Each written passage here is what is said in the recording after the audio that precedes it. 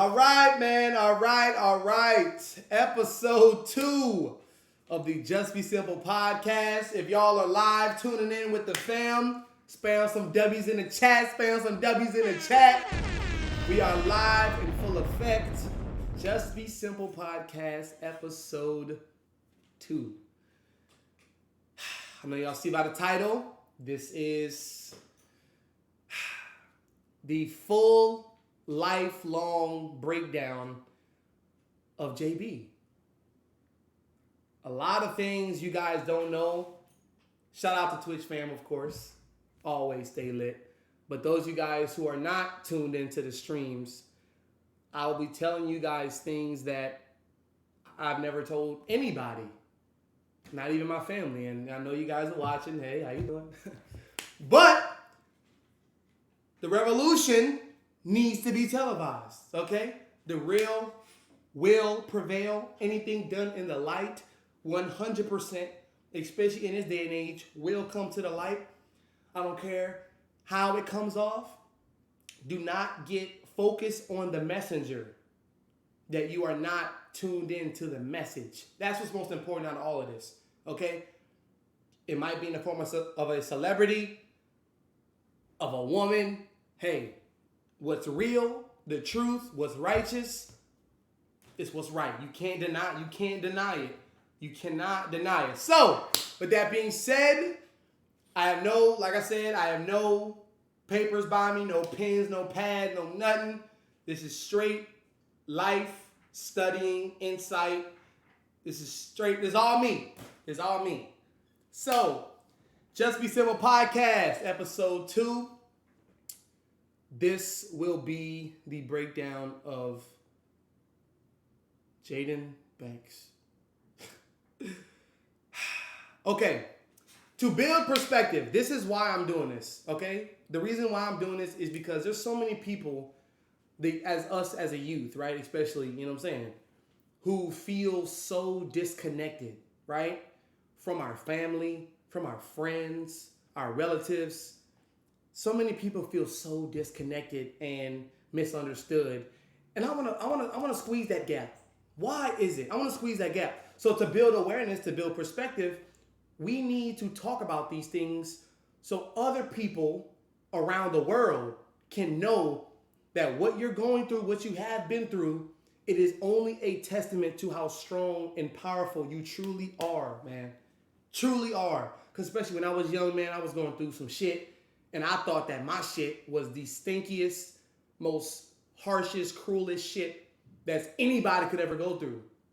And it was all in my head. Life is 90% mental, 10% physical. I was tricking myself the whole entire time until I snapped out of it. So, let's start from the beginning. So, Jaden Renee Banks. That's my middle name, Renee, R-E-N-E. That is me. That is who I am. If y'all didn't know, Jaden, J-A-D-E-N, means God's witness. You can look it up. That's what it means. So all you Jadens out there, you know, in different forms, whether it's with a Y or an I, our name means God's witness. And Banks, you know, that's, come on now. Self-explanatory. So, my name essentially means God's witness. And I was born New Orleans, Louisiana, born and raised. Have been there all my life, okay? My mom, shout out my dad, shout out my family. My mom raised me for the first 9 to 10 years of my life. It was just her paying all the bills. We was going from apartment to an apartment in New Orleans. If y'all didn't know about Hurricane Katrina in 2005,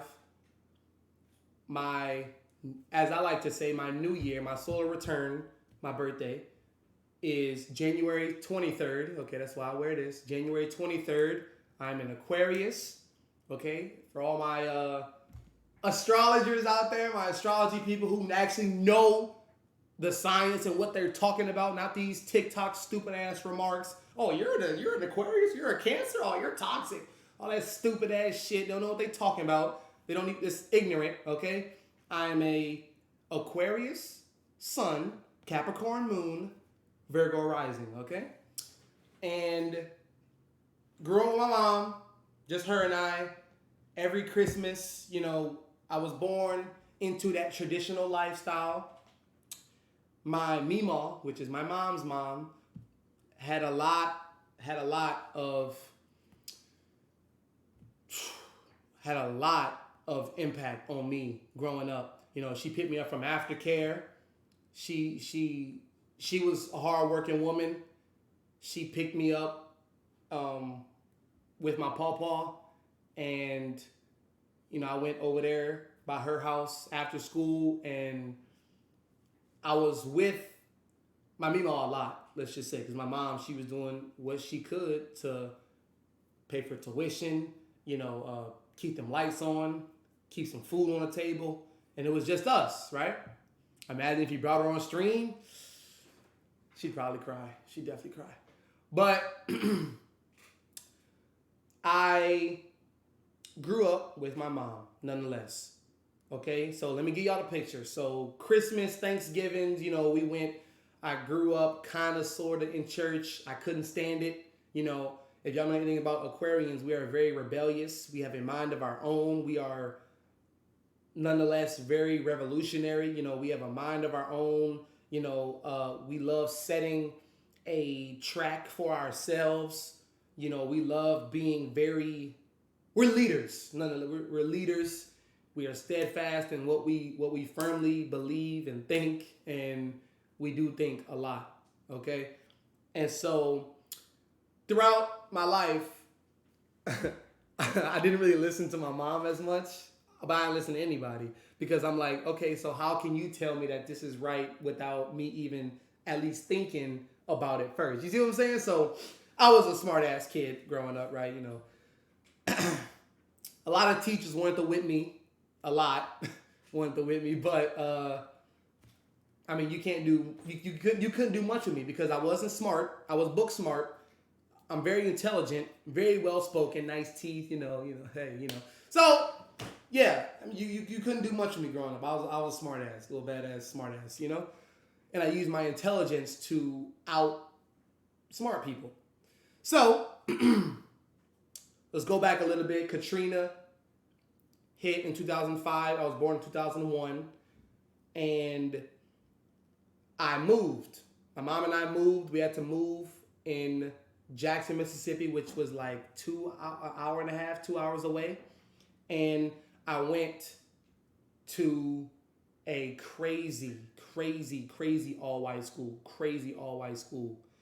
And I was never really close with any sides of my family.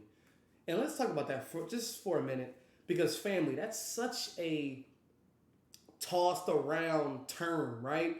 Family. We think just because we are blood related that we are supposed to be close and help each other. Like, it be the ones that are closest to you that will use that closeness they have with you to affect you in a negative way. Because last time I checked, a stranger is going to support you more than your family will. Last time I checked. And you could ask around and you will definitely know. So we pick our friends and we pick our family spiritually. Remember that. Don't ever forget that. If somebody tells you, oh, you pick your friends, but you can't pick your family. You got your what they say, we are indebted to each other. We owe each other. Bullshit, that's cap. That's them wanting you to stay in that crab in a bucket. You see what I'm saying? They want you to be the crab in a bucket just like them because they can't get out. But we are the ones. You're watching. You are the one to get out of the bucket. You are the one to do it for your family. You are the one. So I moved to Jackson, Mississippi. Went to a crazy, huge, all-white grade school. And at this time, I'm like 5. So I am in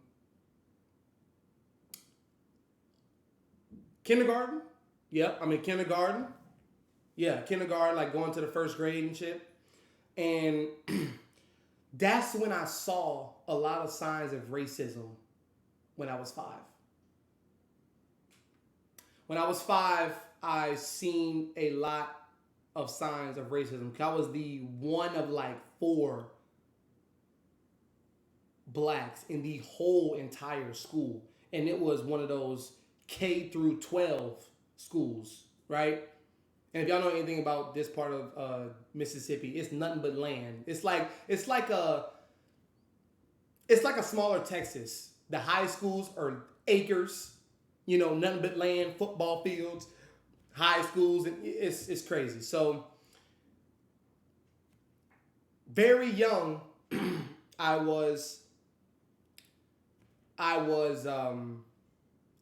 tossed into feeling like I was different already by society. And these parents didn't make it no different because they were so robotic and indoctrinated to the point where what their children were saying, they were saying it times 10. Like, I remember this. I remember my mom and I doing a walkthrough for the school to go to, right? I kid you not, y'all. I can't say this, we're on Twitch. But the lady who was giving us a tour said during the tour to my mom, so do you feel like you can afford this? In her country over there. You feel like you can afford this, man? And my mom said, yes, I got me a great job over here. Everything's great. Saving face. And the lady says to my mom, okay, so what are we going to do about this hard R boy? What are we going to do about this hard R boy? And my mom said, excuse me? What do you mean, what are we going to do? I have the money. I have the tuition. What do you mean? She said, because, he's going to be the only... She said it again. Because he's going to be the only hard R boy in the school. And my mom just, my mom's a Gemini, by the way. My mom saved face and she was like, oh, it's okay. He is used to that. It's okay. We've dealt with a whole lot of different people, so it's fine. Thank you, though. The hell? So I ended up going there for a couple years, met some cool people, whatever. And mind you, growing up, I have went to, that was a co-ed school, but I have went to mostly predominantly Caucasian schools growing up. Grade school,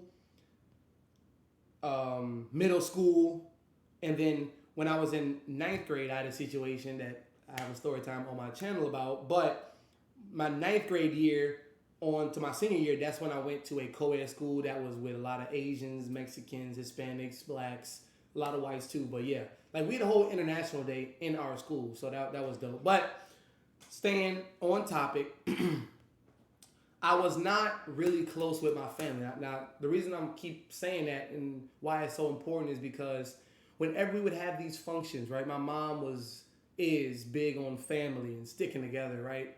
And I would see these so much fake energy from these people.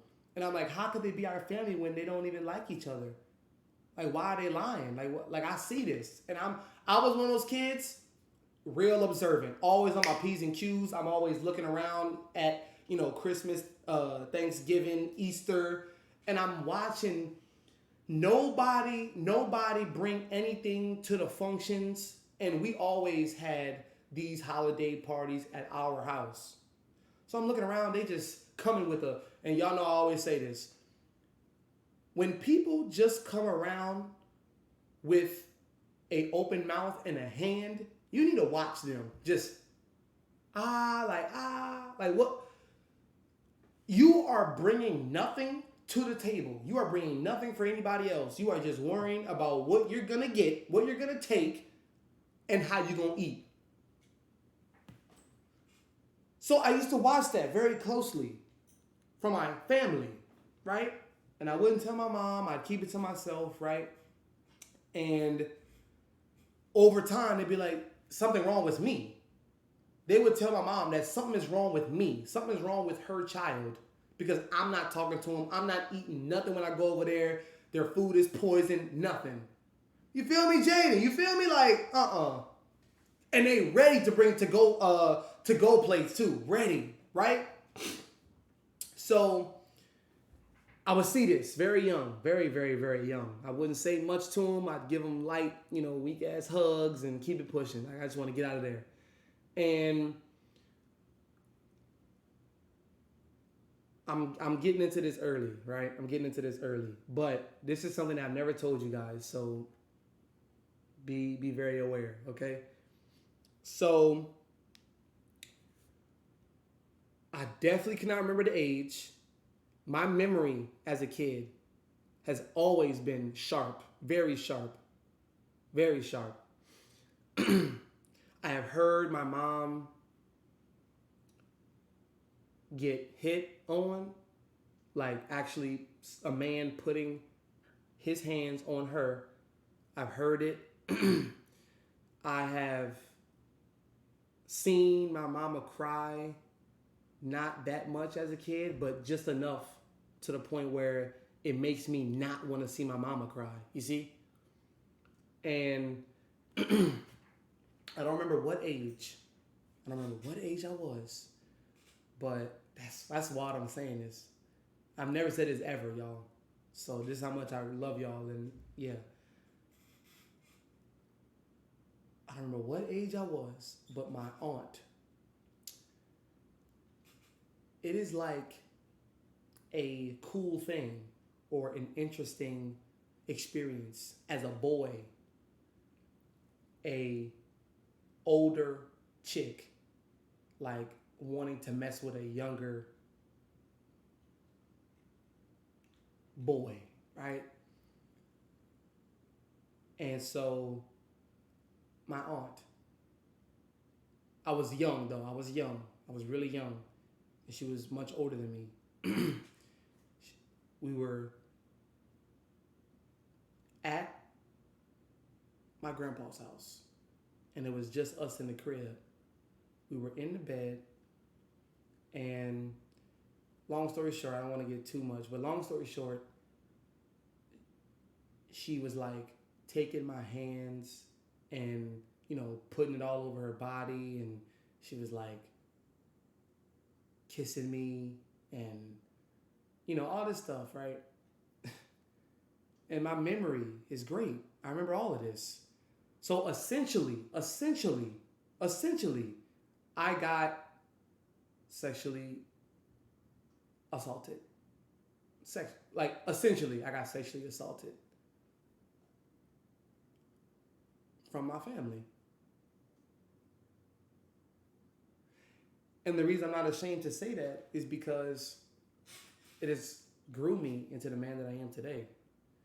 And, I didn't cry, or in a moment I didn't cry. I didn't feel any type of way because it's like, oh, I'm messing with, I'm messing with an older chick, but she is my aunt.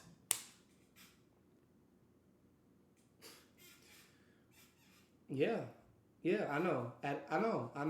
I know. It sounds really cruel, but that's what it is. And after that, it wasn't talked about. Nothing was said. I didn't say nothing. But in my mind, I'm like, did this really just happen? Like,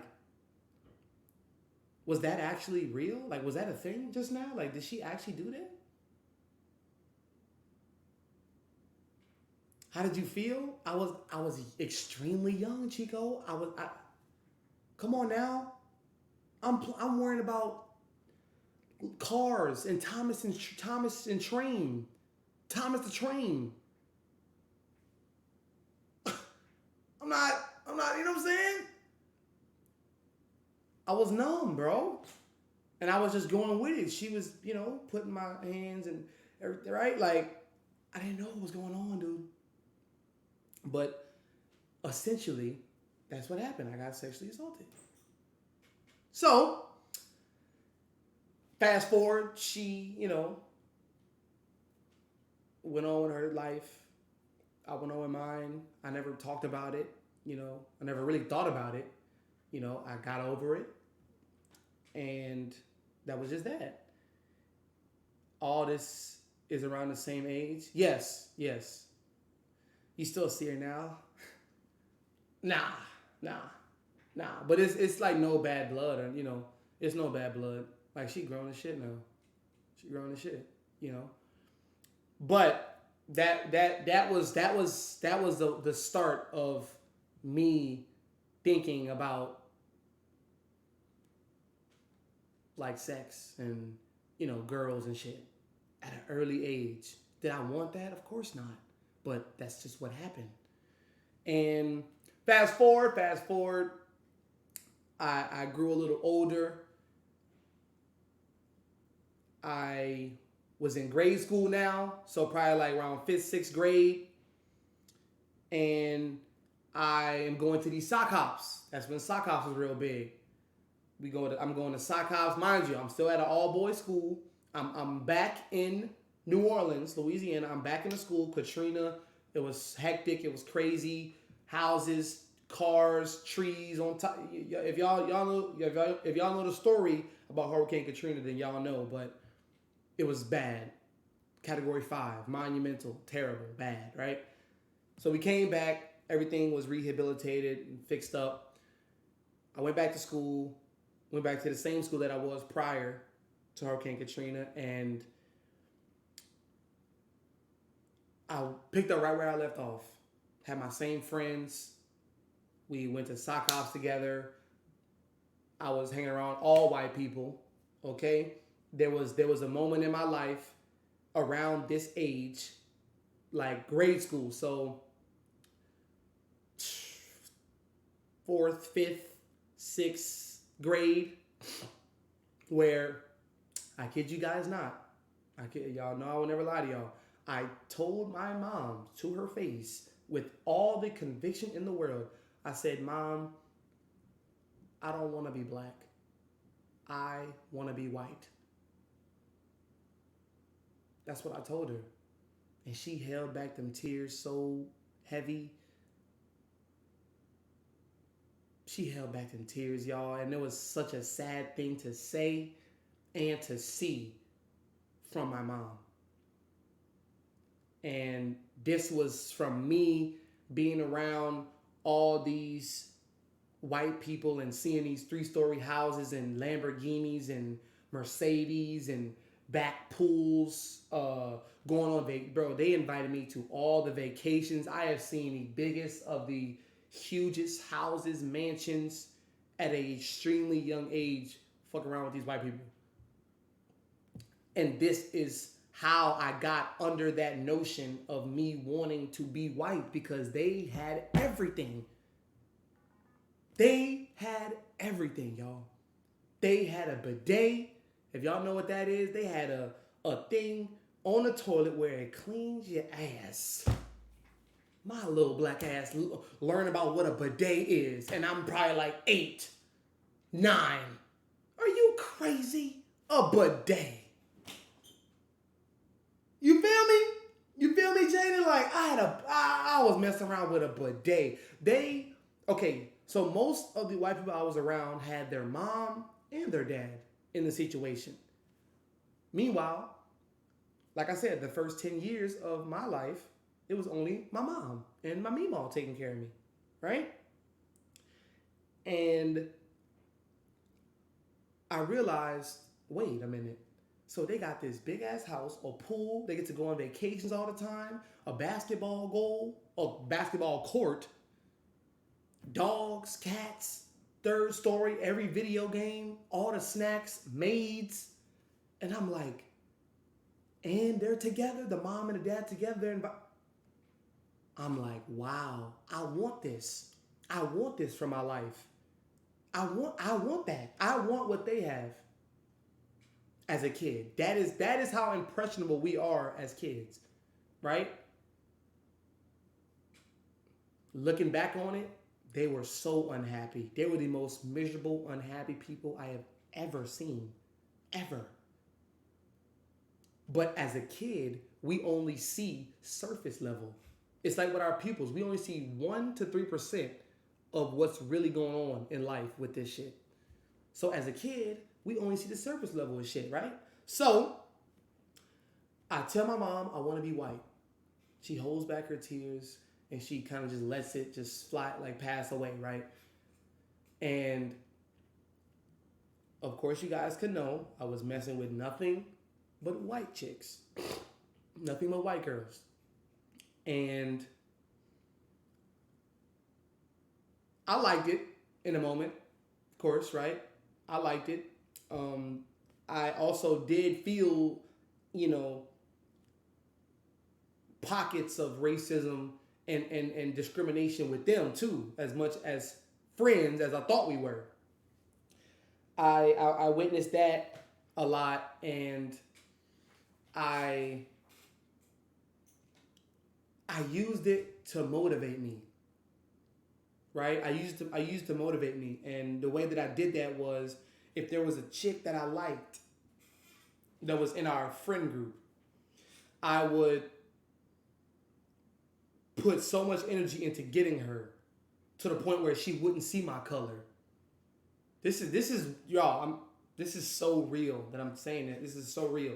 I would push it so hard to the point where she wouldn't even see my skin color, and a lot of like half it was half and half. Half of the times I would succeed. The other times I would fail because they are indoctrinated to fuck with their kind, but we are not. You see how that goes? They are taught, okay, your dad and I, we have a nice house, nice family. You need to do the same thing. And if it's something like this, or Mexican or Latina, Asian, we're not accepting that. And they were strict on it. They were hard on it, which made the kid believe that. So with me being around and smiling and right, that was only to an extent that they messed with that. They was like, oh, look at the little black boy. Oh, look at, I felt a lot of different pockets of that shit, right? And the sock hop wave was cool, going to little parties, spin the bottle parties, man. I really found, or I really was looking for my identity through these parties and these different pockets of people.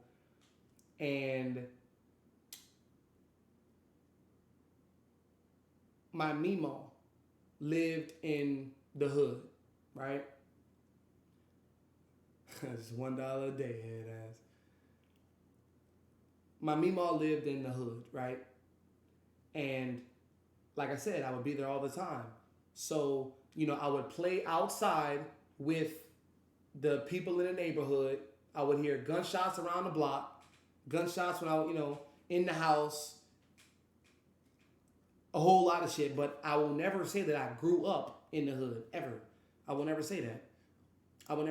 But I do have the best of both worlds because they knew that I was that type of kid, so they wasn't going to mess with me. You see? They wasn't going to mess with me. And I had that multi-personality structure to the point where I could mesh with the hood niggas, the white boys, the white girls, the mamas, the Mexicans, like I could mess with them all, right? And I'm remaining myself. I'm remaining who I am.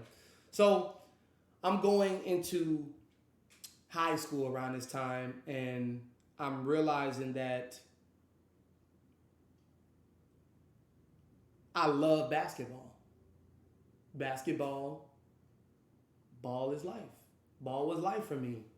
Wake up, basketball. Before I go to sleep, basketball. I was the type of kid in the bed, just flicking the ball up, watching videos, mixtapes, all this shit, right? And it drove me insane. Man. Basketball was my thing. I did baseball, football, swimming, you name it. I've done a lot of sports to get a feel for which one that's really calling me, right? So I realized before like grade school, swimming, bro. Tennis. I said soccer. I did it all, dude. I did it all. My mama made sure I'm gonna put him in something because I was always athletic, like throwing the football and just doing stuff with her. Man, my mom was awesome. Is awesome. But I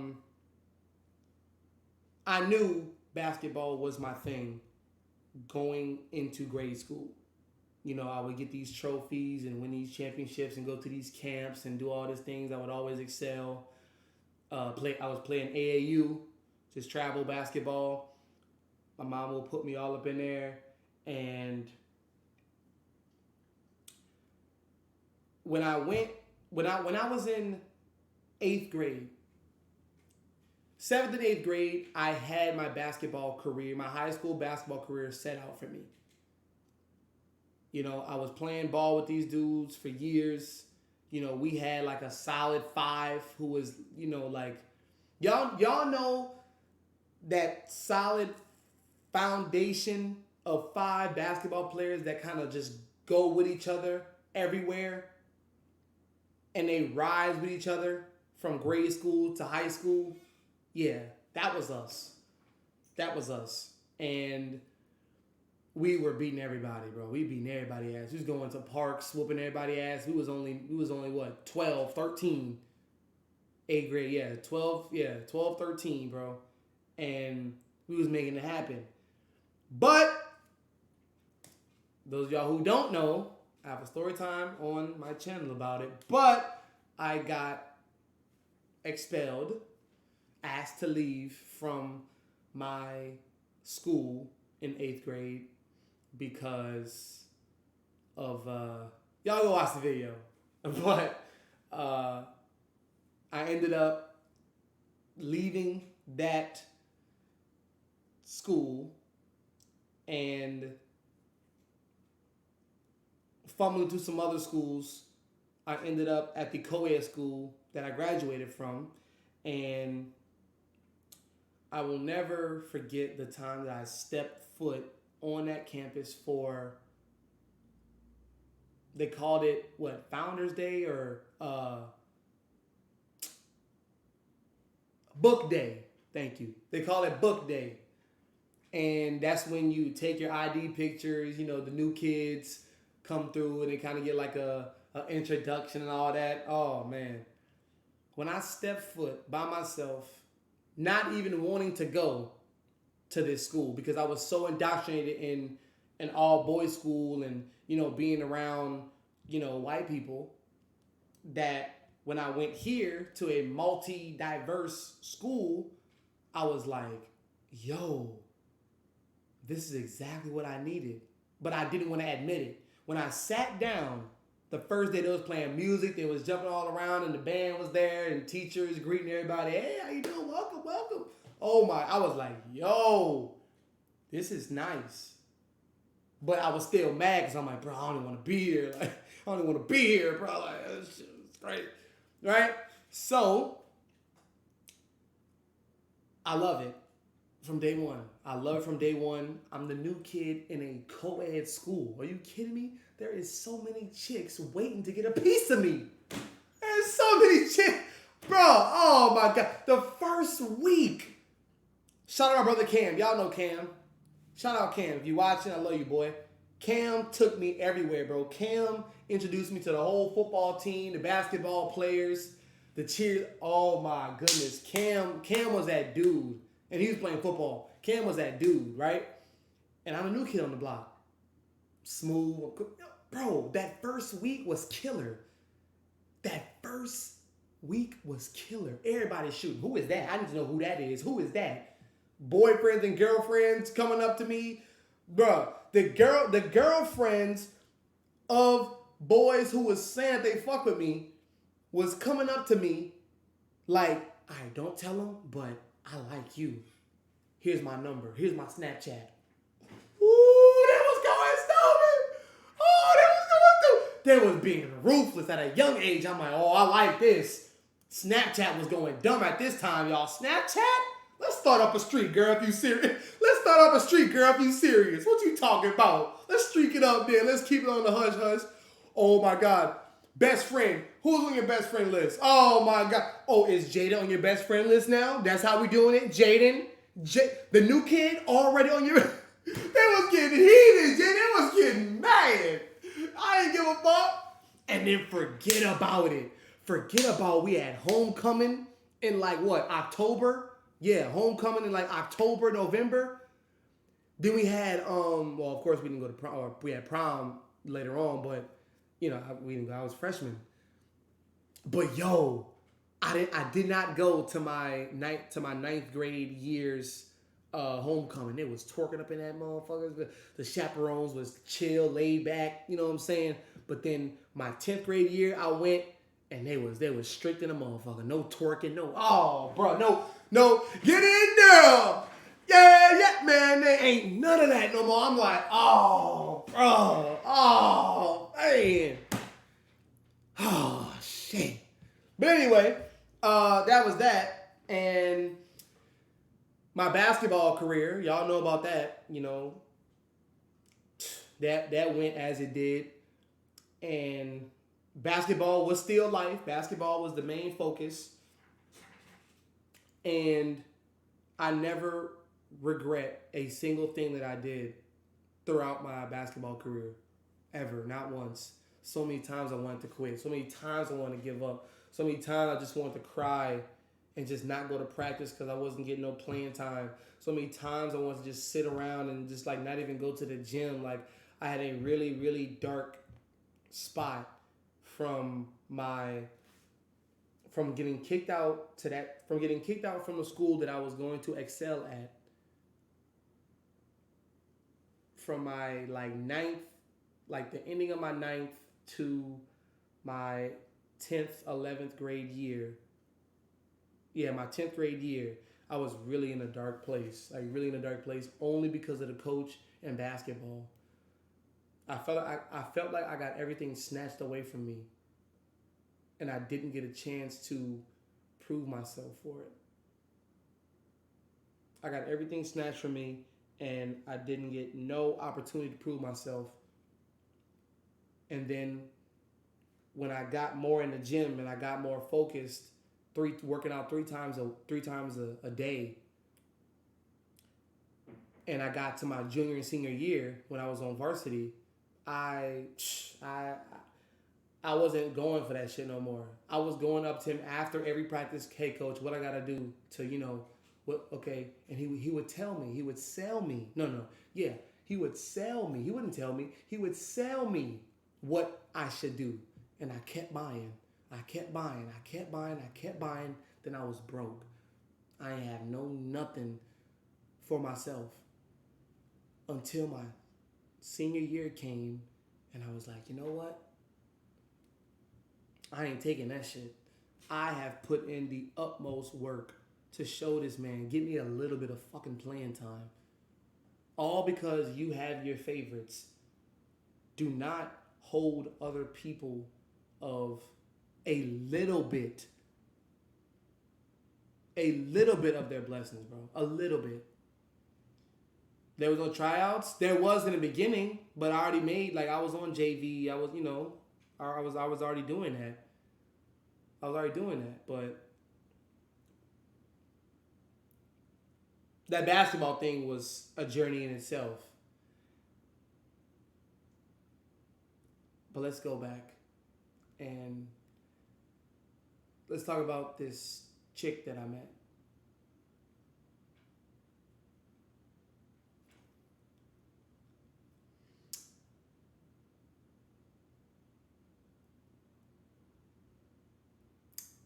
Yeah. I met her in high school.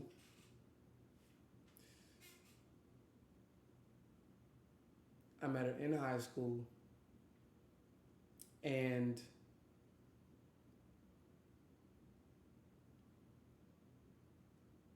I'm going to say her name. Her name was Abigail.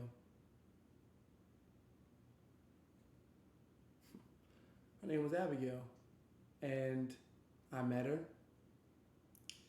She was friends with a chick who I already dealt with. You know, she was white.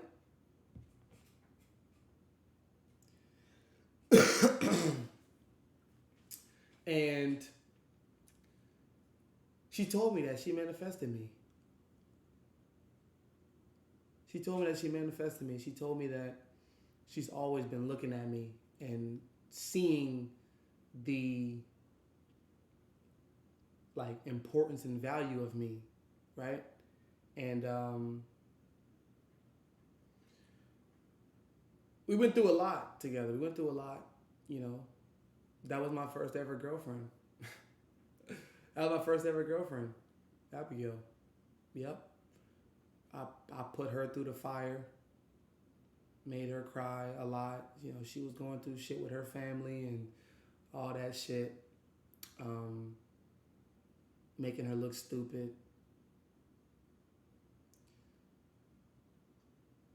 That was not good.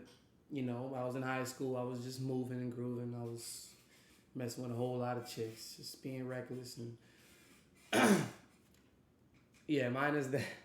I put it through a lot. I put it through a lot, and then that's when we kind of like got out of that, you know, stage of boyfriend and girlfriend, and you know, we just became we made our own rules and our own like, you know, I guess you could say boundaries for us in a relationship. Not that, you know, exclusive. I post you on Snapchat.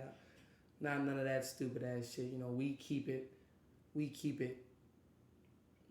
cool and cordial. You know, we don't need the whole world to see what's going on. So we went through a lot, man. You know, she stayed with my family and I. We were really close. We were definitely really close. And this was the first ever young lady to study me. I'll just, yeah.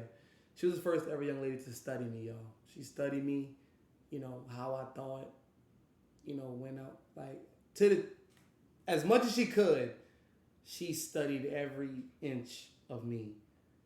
And, you know, we were messing with each other for like 6 years, you know, and just having that relationship. And, you know, now we're going, you know, we went about our separate ways, but she most definitely was a strong part of the family, my family. And yeah, Deshaun, yeah, bro. That's real, man. That's real. She was that close. She was that close with our family. And now, you know, we don't really talk like that.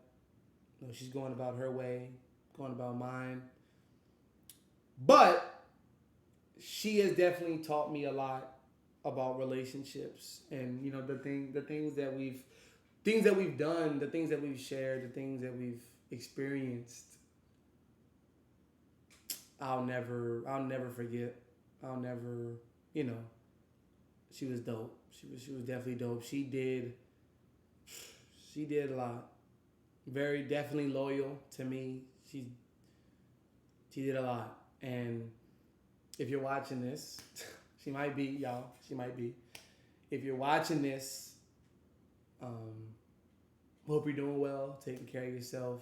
Keep growing, prospering, because you know that I am. And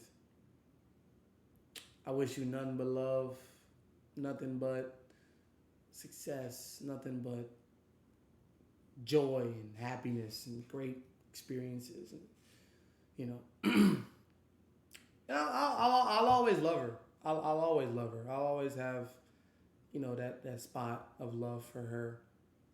And yeah. But she's definitely a vital, vital part in, you know, who I am as a man. So I definitely had to share that with y'all. And a couple other things.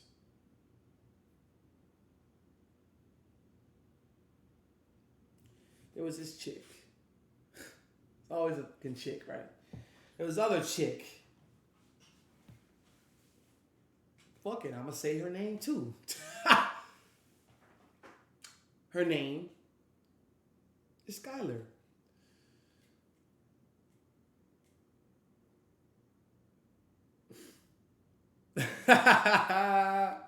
Her name was Skylar. And this, what I talked about on my story time on the first time I got shot. She was a ginger. She has like it's weird. Like she has kind of like red hair, but yeah, whatever. But she was one of those white girls who grew up mostly around black people. She had a lot of soul. She has a lot of soul, you know. Anyway. She was the chick that I thought was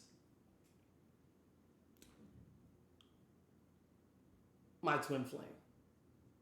I thought she was my twin flame. I thought that we had a connection that was bigger than what I actually thought. And I wasn't wrong, but I wasn't right either. And this chick almost got me shot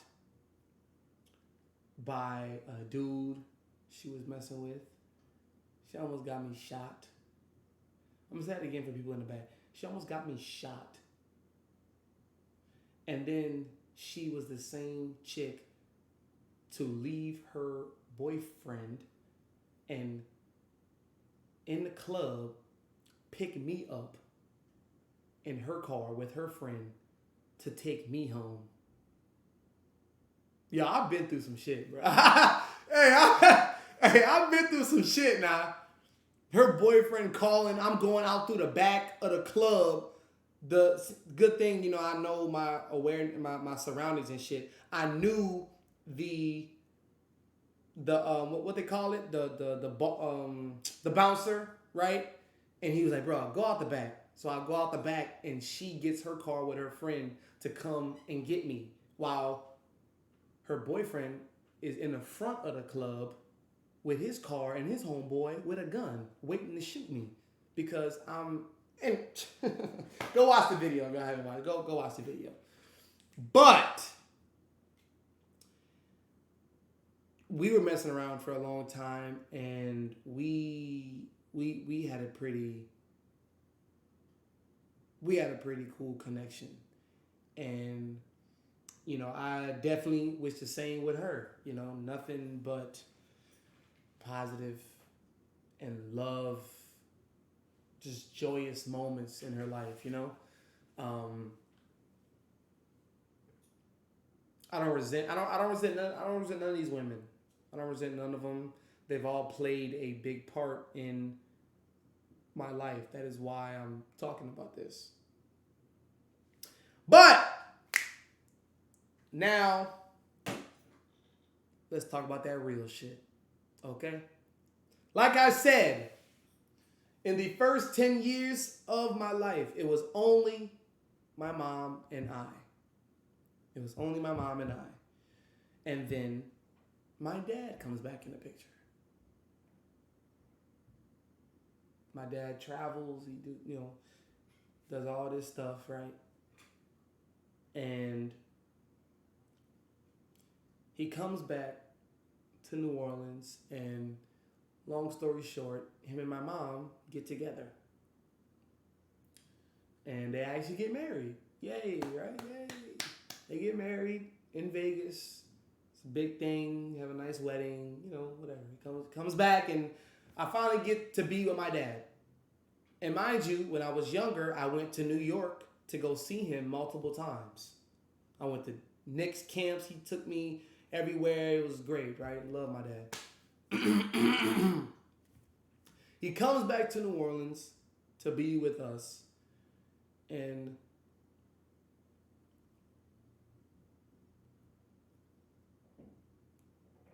I'm noticing,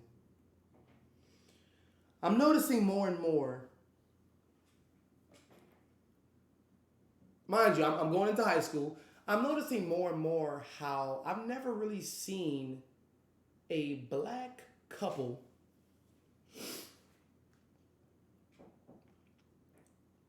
be romantic or be intimate or I never really seen that, right? I never seen it. And I'm like, okay, y'all been married for some time, like, in my mind, I'm thinking, do y'all even like love each, like, y'all even like each other? Because you can love somebody but not like them, and you can like somebody but not love them. Remember that quote. Remember that. So I'm like, do y'all even like each other? I mean, like, he's here, she, like, what's happening? And I'm realizing more and more how much I am reaching out to my mom and my dad, and of course there's situations where they have been there to talk and but more oftentimes than not, their love is controlled by what they can do for the family. So having a nice house, that's important, right? And making money, that's important to them. Extremely important. I mean, it's important for all of us, right? But whenever I would reach out to talk to him, more oftentimes than not, it would be like, nah, JB, like, go ahead, or, I'm working, or I'm on the phone, or I'm doing something. And this is how I have gotten to who I am today, by learning to be by myself by default. Because I'm getting pushed away. And I was a sensitive kid, for sure. I was a sensitive kid. I'm getting pushed away by them. Like, all right, go in your room. I'll fix something for you. I never really had that. Like, hey, son, how you doing? Hug, kiss. What? I didn't really have that. But when I did, I held on to it for dear life. Whether it's from my mom or my dad. That's why a lot of the time, now that I'm thinking about it, I would tear up a little bit whenever I would hug my mom or dap up my dad and hug him or something. I would literally get tears in my eyes by default, like, just automatically. And so as a kid, just so y'all can get an idea, I know you guys can feel this too, I didn't really have that physical and emotional love growing up. You see, I didn't have that. I didn't at all. So now,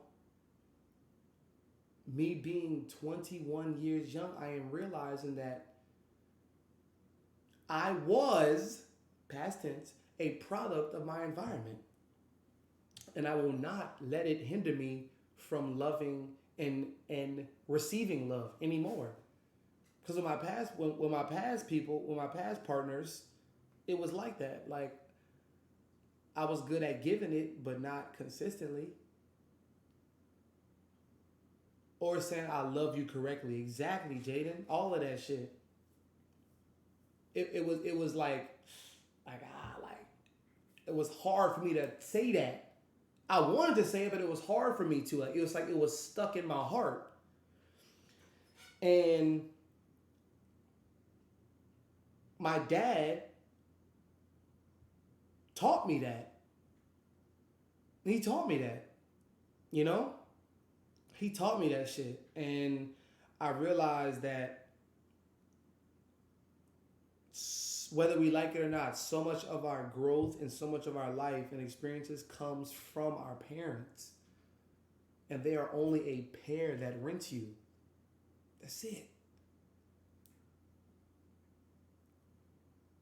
So I'm getting out of high school, and I'm becoming more spiritual. I'm becoming more aware. I'm becoming more of the man that I know I need to be, not what my parents see, my mom sees. I did not want to go to college. I knew that. That was a whole big thing. I had none of that shit.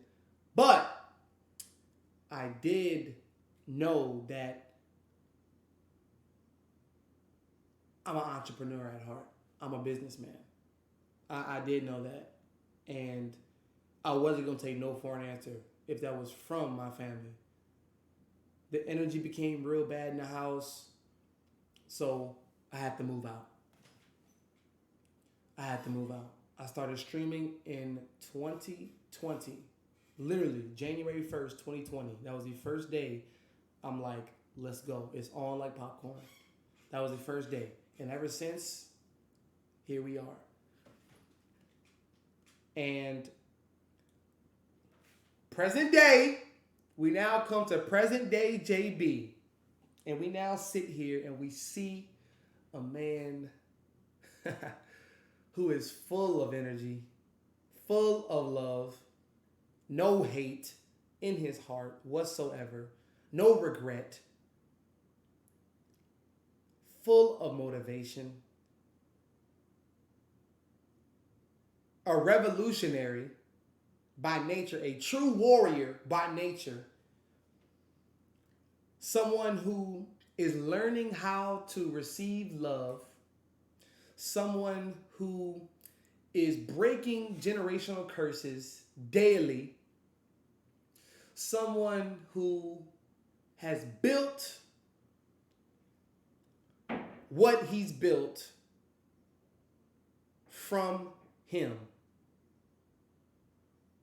Because being a creative is the most straining thing in life. Being a creative, using your mentality to create something. All of this I've thought of. Everything I've thought of. Of course I had help. We all had help. But you are looking at a man who loves the answer no, but will not take no for an answer. I am 21 years young, living on my own, with great people around me.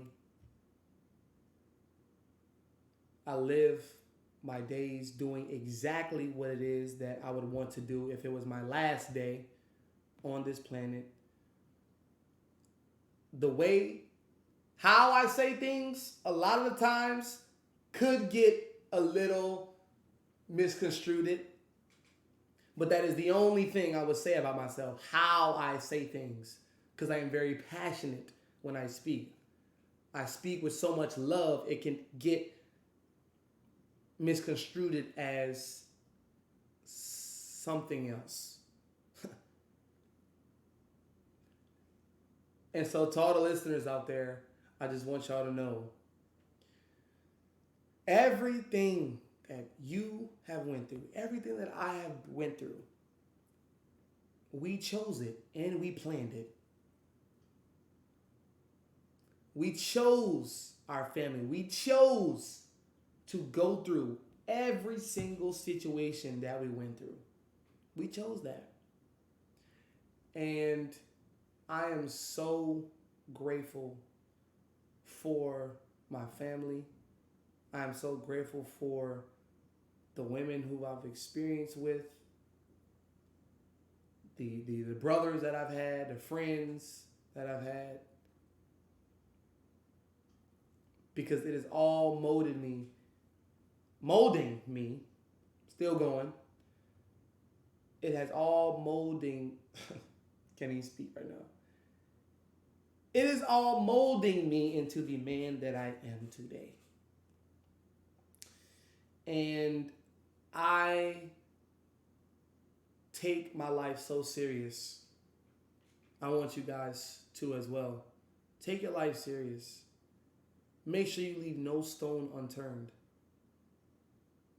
Bet on yourself. When in doubt, bet on yourself. You'll never lose. You will only learn.